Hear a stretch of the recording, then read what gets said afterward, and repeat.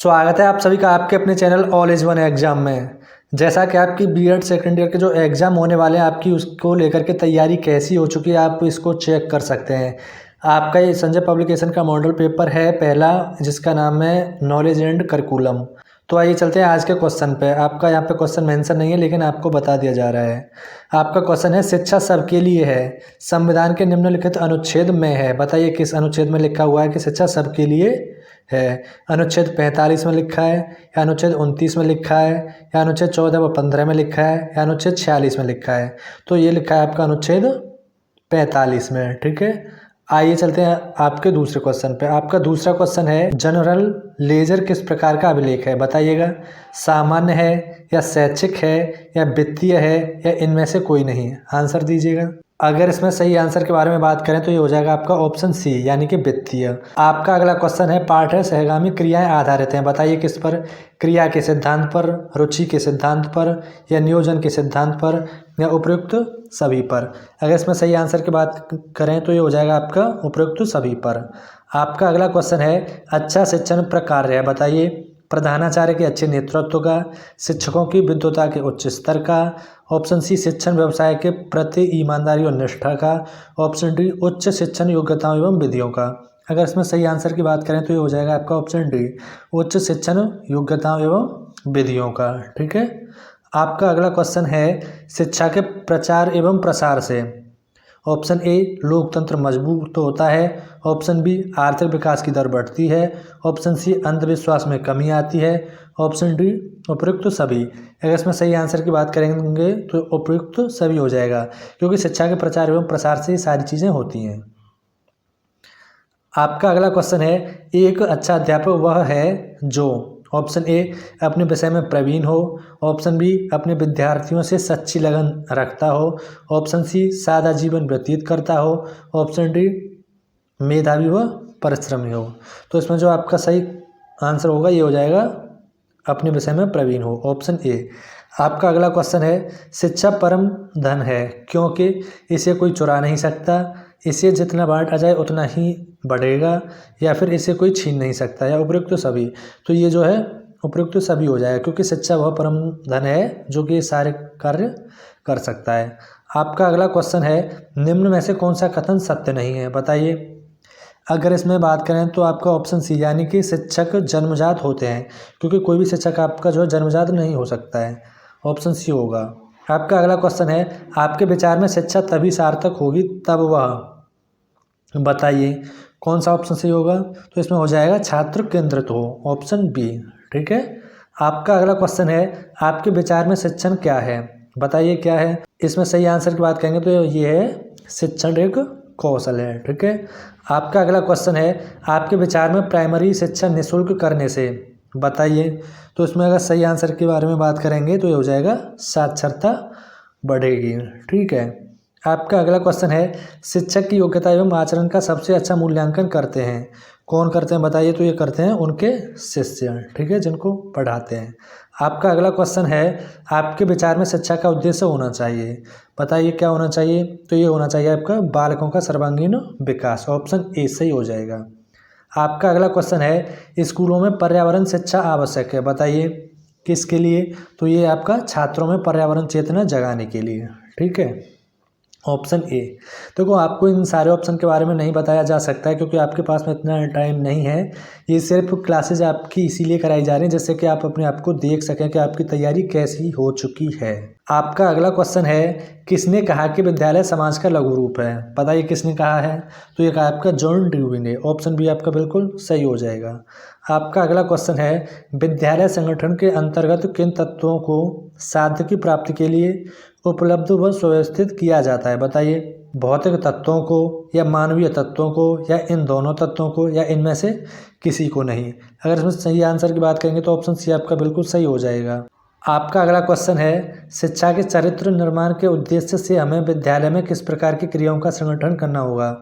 बताइए। अगर इसमें सही आंसर की बात करें तो ये हो जाएगा आपका उपयुक्त सभी, यानी कि पाठ है सहगामी क्रियाओं का, नैतिक व्यवहार का और सामाजिक क्रियाओं का। आइए चलते हैं अगले क्वेश्चन पे। आपका अगला क्वेश्चन है किसी संगठन में शैक्षिक पर्यवेक्षण किसके द्वारा किया जाता है। बताइए प्रबंधन के द्वारा, या प्रधानाचार्य के द्वारा या अध्यापक के द्वारा या उपयुक्त में से कोई नहीं। अगर इसमें सही आंसर की बात करेंगे तो हो जाएगा आपका प्रधानाचार्य के द्वारा, ऑप्शन बी। आपका अगला क्वेश्चन है विद्यालय की क्रियाओं को चलाने में कौन कौन से व्यक्ति मिलकर कार्य करते हैं, बताइए। शिक्षक, प्रधानाध्यापक या परिनिरीक्षक या उपयुक्त सभी। तो इसमें जो आपका सही आंसर हो जाएगा उपयुक्त सभी हो जाएगा, क्योंकि ये सभी जो है विद्यालय को चलाने का कार्य करते हैं। आपका अगला क्वेश्चन है प्रबंधन का मुख्य तत्व है। अगर प्रबंधन के मुख्य तत्व की बात करेंगे तो बताइए ये सारा ही हो जाएगा, यानी कि उपयुक्त सभी। नियोजन, संगठन और नियंत्रण, ठीक है। आपका अगला क्वेश्चन है विद्यालय संगठन का उद्देश्य बालकों को समाज के किन हितों की रक्षा करना सिखाना होता है, बताइए। इसमें कौन सा सही हो जाएगा, तो इसमें हो जाएगा आपका ऑप्शन सी सही हो जाएगा, यानी समाज के आदर्शों का और समाज की मान्यताओं व मूल्यों का, ठीक है। आपका अगला क्वेश्चन है बाल्य केंद्रित शिक्षा को किस दिशा में विकसित किया जाता है, बताइएगा। अगर इसमें सही आंसर की बात करेंगे तो ये हो जाएगा आपका उपयुक्त सभी, यानी कि योग्यताओं की, अभिरुचियों की और शक्तियों व संवेगों की, ठीक है। आपका अगला क्वेश्चन है विद्यालय में किन विषयों को महत्वपूर्ण स्थान प्रदान किया गया, बताइए। तो ये किया गया आपका उपयुक्त सभी को, यानी कि विज्ञान, प्रौद्योगिकी और इंजीनियरिंग को। आइए चलते हैं अगले क्वेश्चन पे। आपका अगला क्वेश्चन है शिक्षा का उद्देश्य बालकों को समाज का किस प्रकार का सदस्य बनाना है, बताइए। ऑप्शन ए सक्रिय या उपयोगी या कुशल या उपयुक्त सभी। अगर इसमें सही आंसर की बात करेंगे तो ऑप्शन डी आपका बिल्कुल सही हो जाएगा, यानी कि उपयुक्त सभी।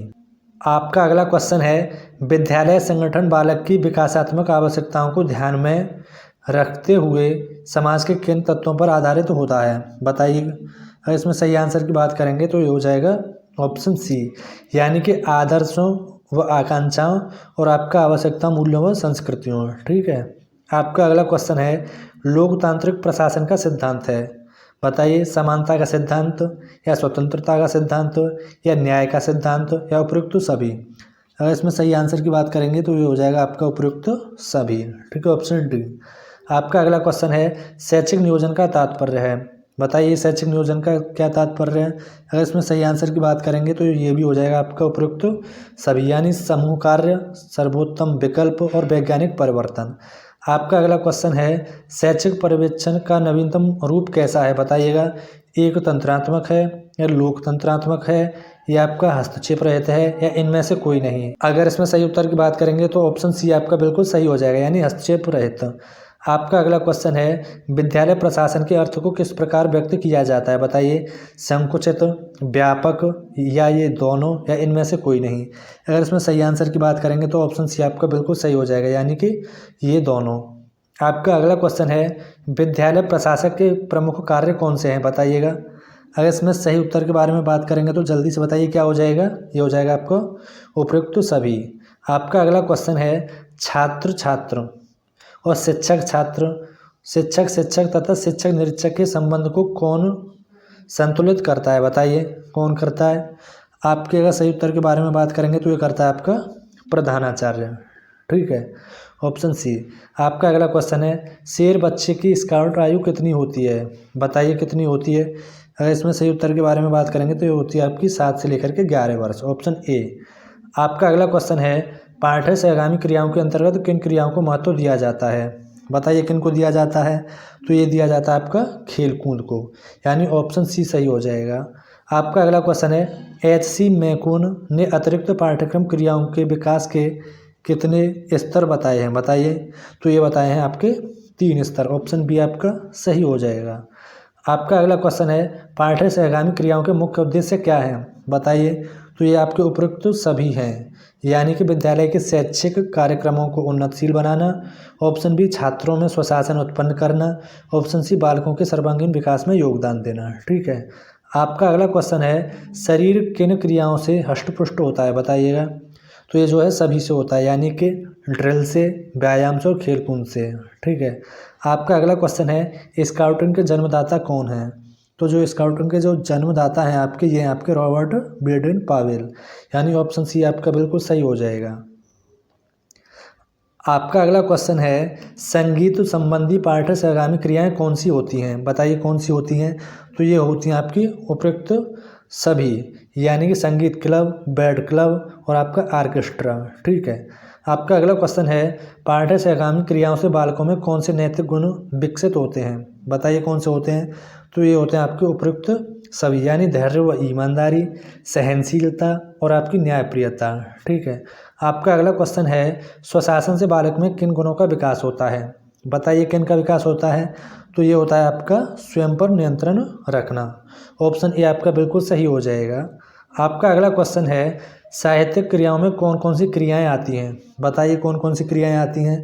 तो ये आती हैं आपकी वाद विवाद प्रतियोगिता, कविता प्रतियोगिता और आपका कवि गोष्ठियाँ और उपयुक्त सभी, यानी कि ऑप्शन डी सही हो जाएगा। आपका अगला क्वेश्चन है सामुदायिक क्रियाओं के अंतर्गत क्या क्या आते हैं। तो सामुदायिक जो क्रियाओं के अंतर्गत आते हैं इसके अंतर्गत भी ये सभी आते हैं, यानी शिक्षा सप्ताह, स्वास्थ्य सप्ताह और साक्षरता सप्ताह। ठीक है। आपका अगला क्वेश्चन है पाठ्य सहगामी क्रियाओं में विविध क्लब कौन कौन से होते हैं, बताइए। तो ये होते हैं आपके रेडियो और फोटो संग्रह क्लब। ठीक है, उपयुक्त सभी। आपका अगला क्वेश्चन है निम्नलिखित में से विद्यालय में सकारात्मक वातावरण के लिए आवश्यक है, बताइए। विश्वास, सम्मान या आत्मानुशासन या उपयुक्त सभी। तो इसमें जो आपका सही आंसर हो जाएगा ये हो जाएगा आपका आत्मानुशासन। ठीक है, ऑप्शन सी। आपका अगला क्वेश्चन है विद्यालय वातावरण का कौन सा प्रकार विद्यालय के लिए अनुपयुक्त होता है, बताइए कौन सा होता है। तो ये होता है आपका बंद वातावरण। ठीक है, ऑप्शन ए। आपका अगला क्वेश्चन है विद्यालय वातावरण में क्या क्या शामिल है, बताइए क्या क्या शामिल है। तो इसमें है आपके भवन व मैदान, उद्यान, हॉस्टल, यानी कि उपयुक्त सभी हो जाएगा। आपका अगला क्वेश्चन है विद्यालय भवन के नमूने किस प्रकार के होते हैं, बताइए। तो ये होते हैं आपके ENI और LHU, यानी ये दोनों। आपका अगला क्वेश्चन है विद्यालय किस वातावरण से दूर होना चाहिए, बताइए। नाले से या नहर से या बड़ी सड़क से या उपयुक्त सभी से। इसमें आपका जो सही उत्तर होगा ये हो जाएगा उपयुक्त सभी। आपका अगला क्वेश्चन है 160 छात्रों हेतु भवन का क्षेत्रफल कितने एकड़ होना चाहिए, बताइएगा कितने का होना चाहिए। तो ये होना चाहिए आपका ऑप्शन ए, यानी 2/3 एकड़ का। आइए चलते हैं अगले क्वेश्चन पे। आपका अगला क्वेश्चन है विद्यालय प्लांट अथवा वातावरण के आवश्यक तत्व हैं, बताइए क्या हैं। तो ये हैं आपके उपयुक्त सभी, यानी औचित्य व सुरक्षा, समन्वय व निपुणता, सुंदरता व लोचशीलता। ठीक है।